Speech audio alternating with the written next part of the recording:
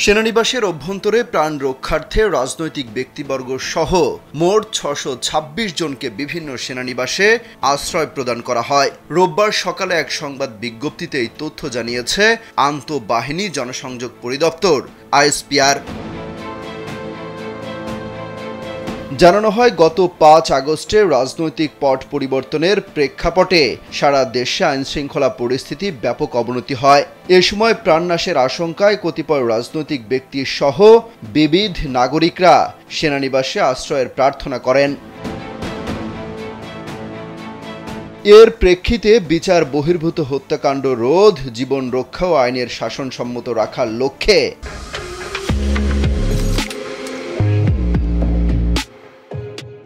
জীবন বিপন্ন ২৪ রাজনৈতিক ব্যক্তিত্ব, ৫ জন বিচারক, ১৯ জন অসামরিক প্রশাসনের কর্মকর্তা, ২৮ জন পুলিশ অফিসার, ৪৮৭ জন পুলিশের বিভিন্ন পর্যায়ের সদস্য, বিভিন্ন পাবলিক বিশ্ববিদ্যালয়ের কর্মকর্তা সহ বিবিধ ১২ ও ৫১ জন স্ত্রী সন্তান সহ সর্বমোট ৬২৬ জনকে বিভিন্ন সেনানিবাসে আশ্রয় দেওয়া হয়।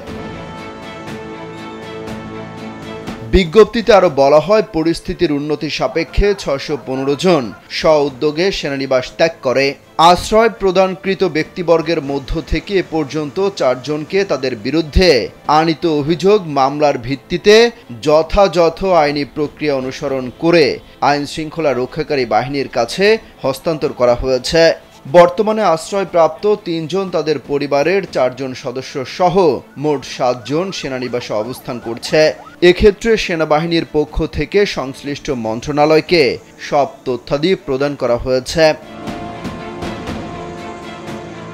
উদ্ভূত পরিস্থিতিতে দেশে আইনশৃঙ্খলা পরিস্থিতি উন্নয়নের পাশাপাশি বিচার বহির্ভূত হত্যাকাণ্ড রোধ ও আইনের শাসন সম্মত রাখার লক্ষ্যে নিরপেক্ষ ও পেশাদারিত্বের সঙ্গে কাজ করছে বাংলাদেশ সেনাবাহিনী। গুজবে কান না দিয়ে সবাইকে ধৈর্যশীল ও সহযোগী মনোভাব প্রদর্শন করার জন্য বিনীতভাবে অনুরোধ করা হয়। দেশের প্রচলিত আইনের প্রতি শ্রদ্ধাশীল থেকে বাংলাদেশ সেনাবাহিনী সর্বদা জনসাধারণের পাশে আছে এবং থাকবে বলে বিজ্ঞপ্তিতে জানানো হয়েছে। অমিত হাসান রবিন, কালবেলা।